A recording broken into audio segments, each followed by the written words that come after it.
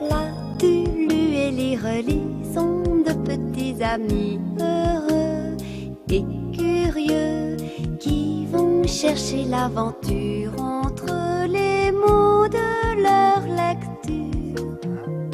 Chaque livre est un voyage. Oui, la Tulu. Il y a des nouveaux paysages. Pour ceux qui ont aujourd'hui entre 35 et 40 ans, la Tulu et l'Irelie, c'était une séquence sur la littérature, figurez-vous, pour enfants, et c'était dans Récré à 2, et vous étiez toute petite. Voilà, on faisait ça aussi à Récré à 2.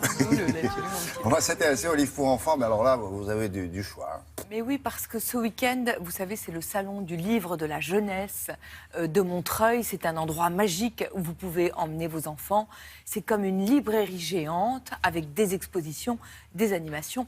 Et en plus, les petits lecteurs peuvent rencontrer les grands auteurs. Et ça, c'est assez magique.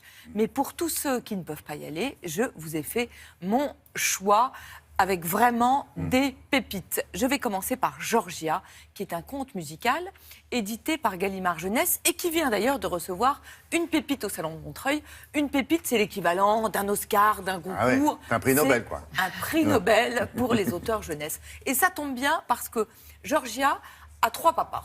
D'accord ? Le premier papa, c'est Timothée de Fontbelle. Timothée de Fontbelle qu'on découvre ici, qui a imaginé ce conte et ses chansons. Alors Timothée, c'est une superstar de la littérature jeunesse. Il a écrit entre autres Toby Lollness et plein... Voilà, j'entends. Nous, on ne connaît pas forcément son nom, mais tous les enfants l'adorent. Il a vendu quand même 1,2 million de livres dans le monde, dans 30 pays. Et c'est un garçon qui a un imaginaire absolument génial. Là, Georgia, qu'est-ce que c'est ? C'est l'histoire d'une chanteuse, son nom est en haut de l'affiche, elle est très très connue, tout le monde croit la connaître. Mais Georgia a un secret. Ce secret, on va le découvrir. Quand elle était petite fille, un jour, elle a été séparée de ses sœurs, envoyée toute seule dans un grand appartement. Et dans ce grand appartement, elle avait pour amis ses rêves, qui sont des vrais personnages, une bande de joyeux amis. Et un jour, elle entend un violon dans la pièce d'à côté. Et je ne vous en dis pas plus. Ce que j'aime chez Timothée de Fontbelle, c'est que Georgia, comme ses autres personnages, c'est une fêlée. Et comme dit Audiard, les fêlés, c'est bien parce que ça laisse passer la lumière.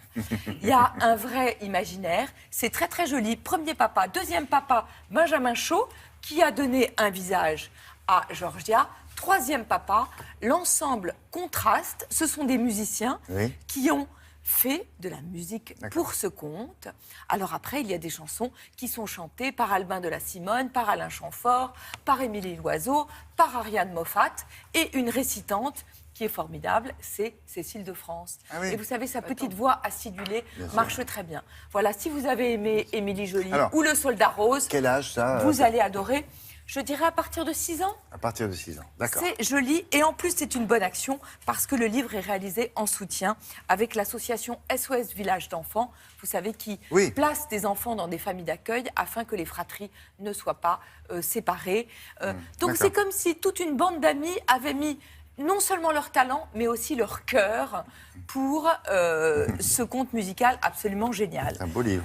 J'ai encore le temps de vous dire un mot d'une nouvelle série, Comment le Grinch a volé Noël, du docteur Seuss. Je ne sais pas très bien comment on prononce, mais l'histoire est formidable et l'histoire du docteur Seuss est géniale. C'est un Américain, il est né en 1904 dans le Massachusetts, il travaille pour The Life, il travaille pour Vanity Fair dans les années 50. C'est un mec qui est plutôt bon, dont le travail est très apprécié. Et puis en 1954, il y a une enquête de Life qui prouve que les petits Américains ne lisent pas parce qu'ils trouvent les livres trop difficiles et ennuyeux. Et alors là, Life lance un défi au docteur Seuss.